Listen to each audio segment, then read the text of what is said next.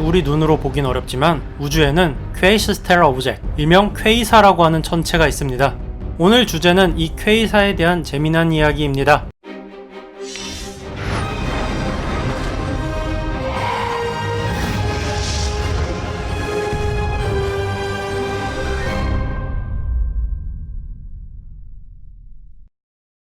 요새는 서울에서 미세먼지 때문에 잘 안 보이지만 밤하늘의 별들을 보고 있다 보면 참 아름답다는 생각을 하게 될 때가 많은데요.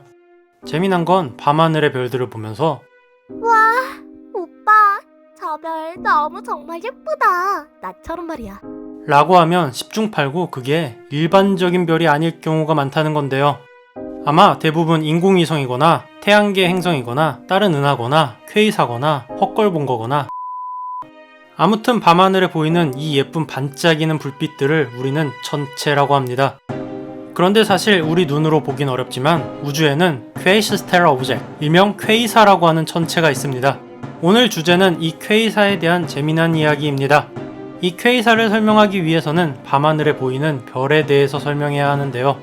밤에 가로등 불빛이 멀리 떨어져 있을수록 잘 안 보이고 가까이 있을수록 잘 보이는 것과 같이 당연히 밤하늘의 별도 가까이 있을수록 눈에 잘 보일 텐데요. 문제는 밤하늘의 별은 아무리 가까이 있어도 지구에서 가장 가까운 별인 알파 센타우리도 4.3광년 떨어져 있을 만큼 어마어마한 공간이 빈 공간으로 되어 있다는 건데요. 이는 무려 1초 만에 지구를 7바퀴 반 도는 빛의 속도로 날아가도 4.3광년을 가야 가까운 별에 도착한다는 의미입니다. 그런데 가장 가까운 알파 센타우리계를 돌고 있는 별인 프록시마 센타우리조차 우리 눈으로 보이지 않기 때문에 사실 밤하늘에서 우리 눈에 보이는 별을 찾는 건 무지하게 어려운 일입니다. 따라서 우리가 볼 수 있는 별들은 태양계에서 상당히 가까운 별들이거나 크기가 무진장 큰 리겔 같은 별들인데요.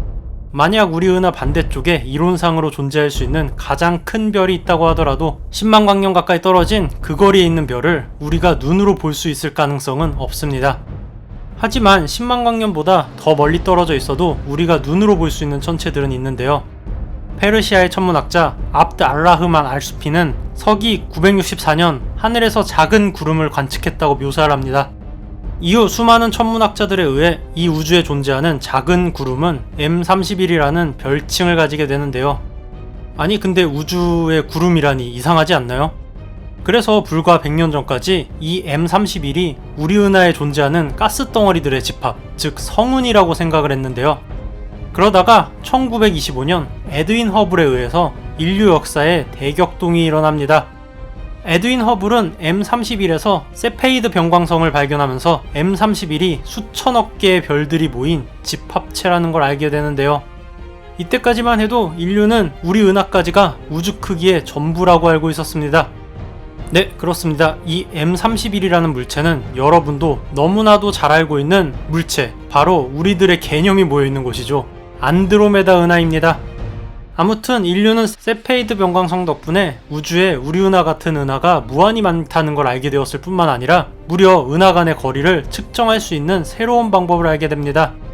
이 안드로메다 은하까지의 거리는 지구로부터 250만 광년 떨어져 있는데 이 거리에서는 이렇게 태양 같은 별이 수천억 개 모여 있어야 우리 눈에 별 하나로 보일 정도로 굉장히 먼 거리입니다.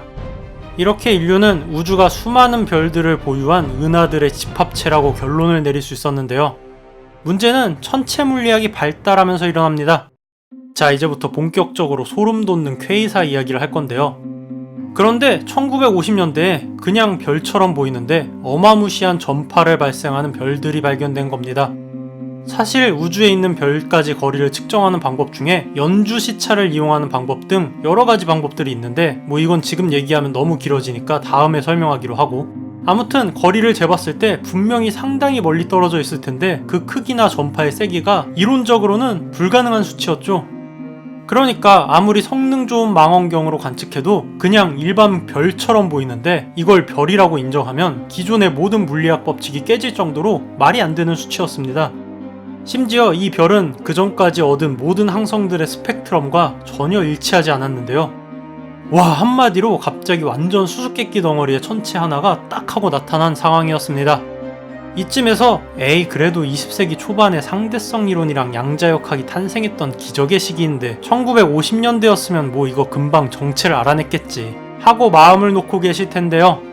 놀랍게도 이 퀘이사의 정체성 논란은 우리가 2002년 월드컵을 할 때까지도 진행 중이었습니다. 얼마나 이 천체가 미지의 천체였냐면 당시에는 이게 이론으로만 존재하는 화이트홀이라는 주장에서부터 상대성 이론의 중력 렌즈로 생긴 신기루라는 등 정말 여러가지 가설이 존재했는데요. 이제 본격적으로 소름 돋을 준비를 하시고요.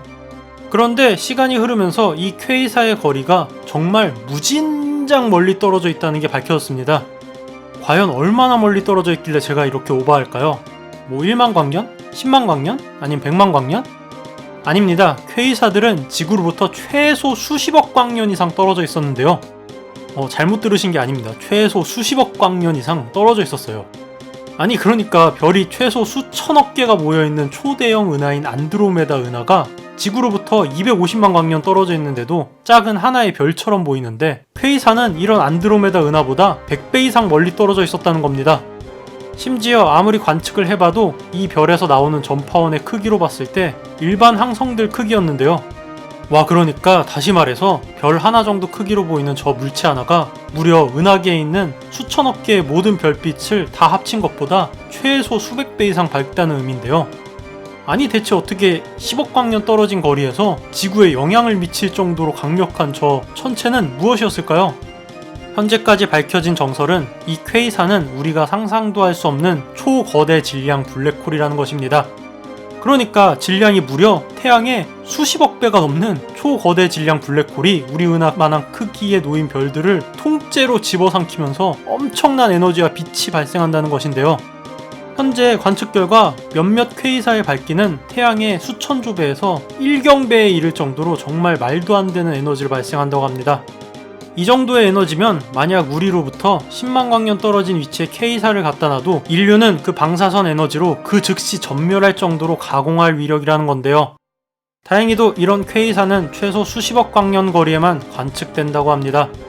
그 얘기는 이 퀘이사의 빛이 광속으로 수십억 년을 날아와서 지금 우리가 본다는 거니까 와 대체 수십억 년 전 우리가 살던 우주에는 무슨 일이 있었던 걸까요?